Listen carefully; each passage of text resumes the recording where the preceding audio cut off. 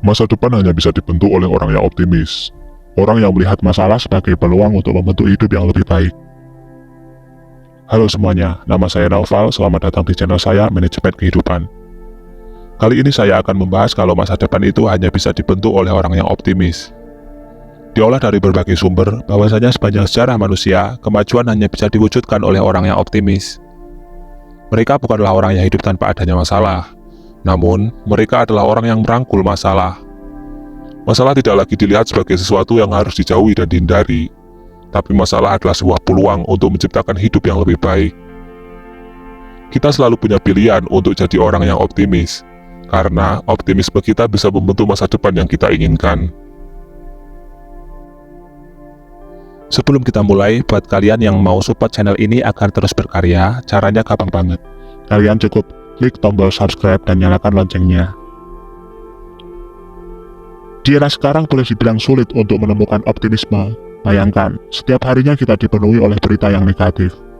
Mulai dari perang Rusia, Ukraina, harga minyak goreng yang melambung tinggi, korupsi merajalela dan sebagainya. Namun coba kita lihat dari sudut pandang yang berbeda.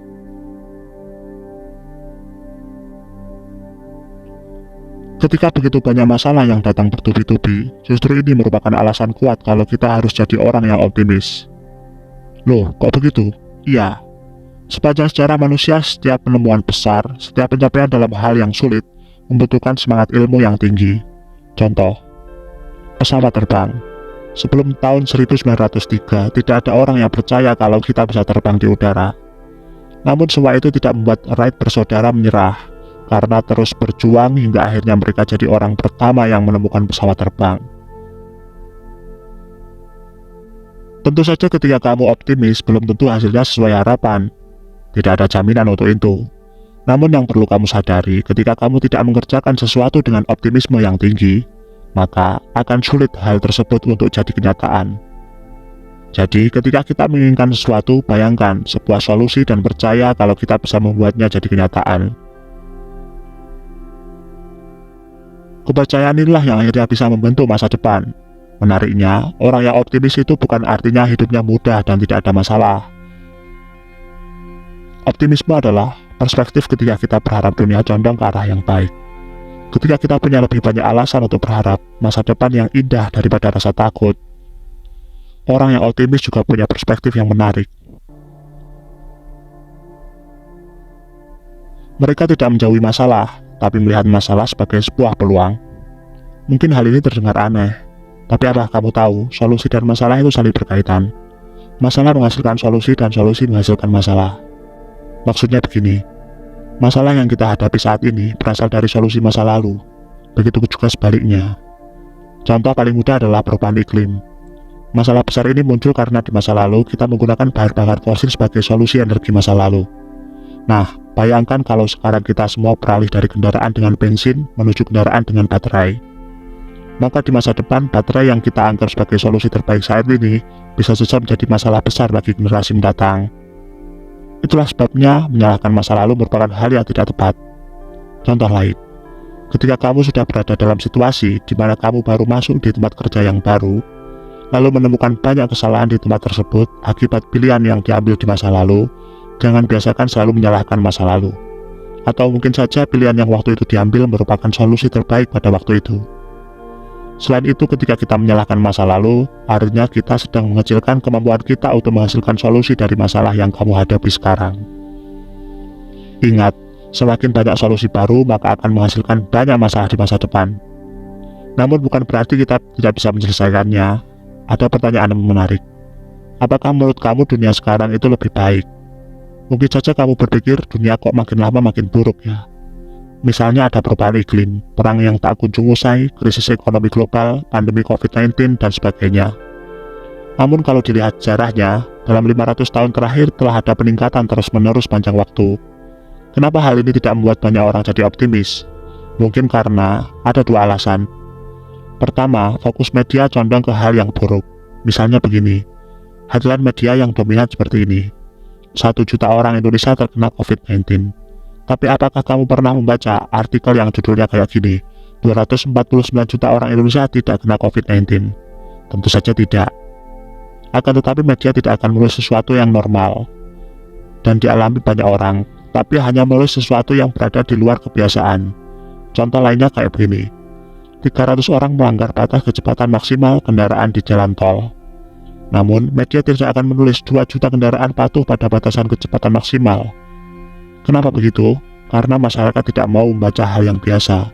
Mereka ingin mengetahui hal yang tidak biasa. Sayangnya, hal yang tidak biasa itu cenderung merupakan hal buruk. Kedua hal buruk terjadi lebih cepat daripada hal baik. Apakah kamu pernah mendengar pepatah, hal baik itu butuh waktu? Di era digital, di mana kita bisa mendapatkan informasi per detik, hal ini membuat pemberitaan fokus pada banyak hal yang buruk.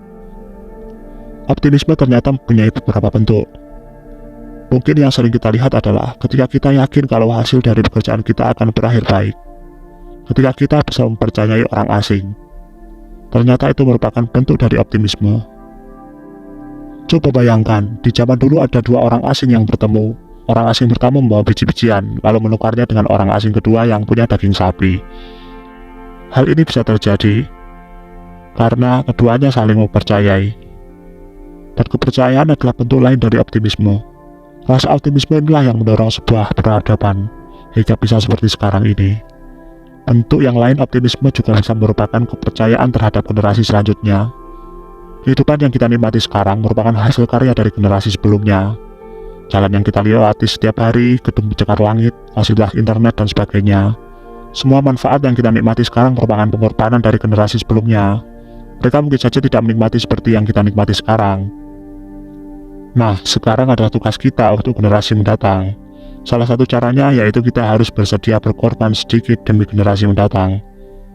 Ini ibaratnya ketika kita investasi untuk bumi. Contoh yang menarik yaitu perubahan penggunaan energi dari energi fosil ke energi baru terbarukan. Oke, apa kesimpulannya? Pertama, situasi yang terlihat buruk bukan alasan untuk menjadi pesimis. Di era sekarang boleh dibilang sulit untuk menemukan optimisme. Bayangkan, setiap harinya dipenuhi oleh berita yang negatif. Mulai dari perang Rusia-Ukraina, harga minyak goreng yang melambung tinggi, korupsi merajalela, dan sebagainya. Namun coba kita lihat dari perspektif yang berbeda. Sepanjang sejarah manusia, setiap penemuan besar, setiap pencapaian dalam hal yang sulit hanya bisa diwujudkan melalui semangat optimisme yang tinggi. Kedua, masalah dan solusi itu saling berkaitan. Masalah menghasilkan solusi dan solusi menghasilkan masalah.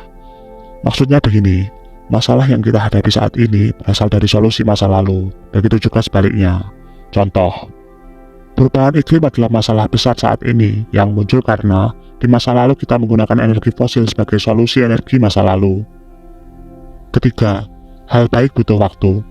Kita sulit menemukan optimisme setiap harinya, karena hal baik tidak selalu muncul setiap saat. Sama halnya ketika kita menanam, tentunya tidak setiap saat kita akan panen. Butuh waktu hingga akhirnya tanaman tersebut bisa menghasilkan lalu dipanen. Silahkan komen di kolom komentar pelajaran apa yang kalian dapat ketika tahu informasi tentang ini. Selain itu, komen juga informasi apa lagi yang bisa kami sajikan di seri-seri video berikutnya. Saya undur diri, jangan lupa subscribe channel ini dan sampai jumpa.